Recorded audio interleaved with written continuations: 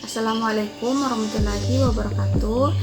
Saya Putri Dewi mengucapkan terima kasih kepada Bapak dan Ibu pengelola BUMDes karena telah memberikan kesempatan kepada saya untuk menyampaikan hasil analisis penilaian aspek BUMDes Matiro Deceng, dan kami juga akan menyampaikan solusi terkait permasalahan yang dihadapi oleh BUMDes Bapak dan Ibu sekalian. Nah, di sini proses analisis kelayakan usaha ada beberapa tahap, yaitu yang pertama mempelajari objek unit usaha penyewaan baruga, yang kedua menemukan problem berdasarkan hasil kuesioner kelayakan usaha. Yang ketiga yaitu menawarkan solusi atau saran atas permasalahan yang dihadapi oleh BUMDes Bapak dan Ibu sekalian. Nah, objek penelitian di sini adalah BUMDes Matiro Deceng. Sejarah berdirinya BUMDes Matiro Deceng di sini pada tanggal 17 September 2016. Nah, terletak di Desa Padaluang, Kecamatan Cina, Kabupaten Bone, Sulawesi Selatan. Pemberian nama Matiro Deceng ini berasal dari bahasa Bugis yang artinya Matiro artinya melihat dan Deceng artinya kebaikan. Berdasarkan filosofi yang diberikan oleh pengelola berharap bahwa BUMDes ini memberikan pengaruh positif bagi perkembangan perekonomian desa dan mampu mandiri dengan berkembangnya BUMDes Matiro Deceng ini. Nah, baiklah Bapak dan Ibu, seperti yang telah kita ketahui, awal pelaksanaan riset pendahuluan saya yaitu membagikan form kelayakan usaha BUMDes yang berisi tentang pertanyaan dari berbagai aspek yang diisi oleh Bapak dan Ibu pengelola BUMDes.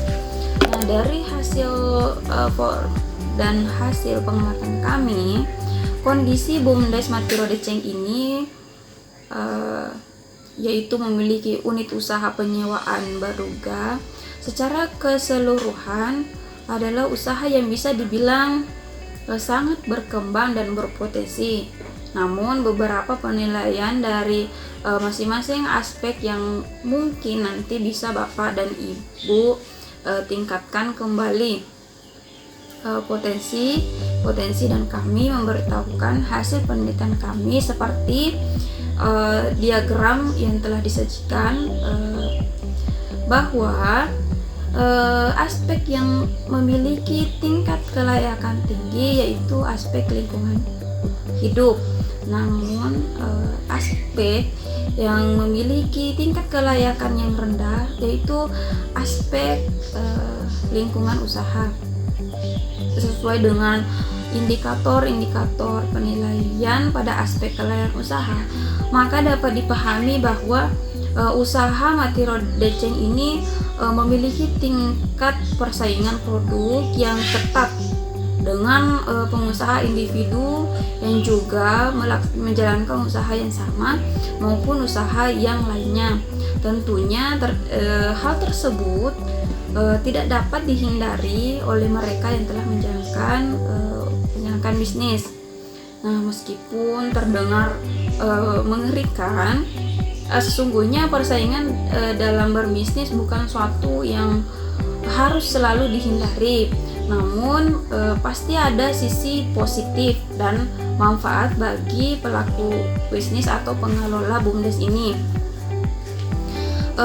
Beberapa manfaat yang diberikan dengan adanya persaingan usaha ini yaitu menghadirkan motivasi tinggi, membantu pengelola untuk keluar dari zona nyaman, membantu meningkatkan kinerja berbisnis dan menciptakan konsumen yang loyal.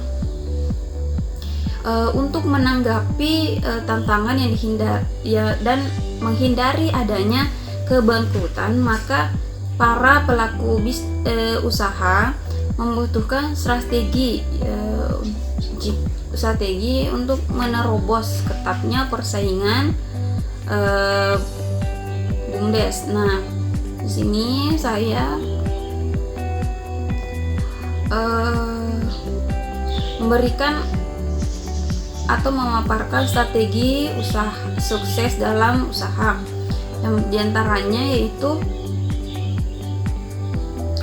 pertama, mengetahui persaingan usaha, mengetahui apa sih kelebihan dan kekurangan dari pesaing kita, dan dari kelebihan dimiliki pesaing usaha dapat kita contoh dan bisa dapat kita kembangkan.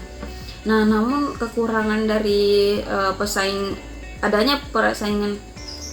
kekurangan dari pesaing kita membuat Anda untuk memiliki kewaspadaan dan tidak jatuh pada kegagalan yang sama. Nah, yang kedua yaitu aktif berpromosi. Promosi produk untuk itu bertujuan untuk meraih kesuksesan usaha saat ini. Ya mungkin tidak terlalu sulit karena banyak media promosi yang para pengelola bisa pilih dan dapat disesuaikan dengan kebutuhan serta anggaran yang dimiliki pelaku bisnis. Yang ketiga yaitu kenali kebiasaan konsumen. Kebiasaan konsumen di sini yaitu mempelajari kebiasaan-kebiasaan apa yang mereka lakukan, karena secara tidak langsung pelaku usaha bisa merangkul konsumen lebih erat, karena konsumen merupakan raja. Mereka ibarat udara yang membuat bisnis kita tetap bisa berhidup dan bertahan. Yang ketiga yaitu gunakan internet marketing. Para konsumen cenderung saat ini menggunakan media sosial untuk mendapatkan apa yang mereka inginkan, karena lebih cepat, lebih praktis dan tidak membutuhkan waktu yang banyak untuk datang di tempat usaha. Nah, dengan adanya media sosial ini kita dapat membuat dan menampilkan gambar-gambar yang dapat konsumen lihat dari website, blog, Facebook, dan situs lainnya. Nah, yang terakhir itu melakukan inovasi produk. Di sini pengelola tidak boleh merasa puas dengan adanya produk yang sudah dibuat, karena zaman sekarang terus berubah dan mengikuti tren yang ada. Maka selain dari menjaga kualitas produk yang telah ada, melakukan inovasi juga perlu, karena memang konsumen cenderung cepat merasa bosan. Nah, jika usaha kita tidak bisa memuaskan konsumen, maka konsumen akan beralih ke pelaku bisnis yang lain. Nah, dengan adanya inovasi produk yang baru, kita memberikan kepuasan kepada konsumen agar dapat tetap dan berlangganan kepada usaha kita. Nah, untuk menyikapi persaingan tersebut, maka unit usaha ini mampu bersaing dengan semangat kebersamaan. Diharapkan faktor kelemahan diminimalisir, dan untuk mewujudkan strategi sukses persaingan usaha, maka perlu mengoptimalkan sumber daya manusia untuk mempertimbangkan pemilihan strategi secara matang dan seksama. Nah, untuk mengoptimalkan sumber daya manusia perlu adanya pemberdayaan. Pentingnya memberdayakan sumber daya manusia dalam organisasi, mengingat pemberdayaan manusia ini memberikan manfaat terhadap sumber lain, bersinergi di setiap proses kegiatan organisasi.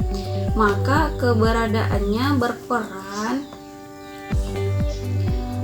untuk sebagai alat manajemen dalam rangka memberdayakan berbagai sumber-sumber untuk mencapai tujuan yang ditetapkan. Yang kedua itu memberikan pembaharuan manajemen dalam rangka meningkatkan kinerja organisasi. Yang ketiga sebagai inisiator terhadap organisasi untuk memanfaatkan peluang guna meningkatkan dan mengembangkan usaha.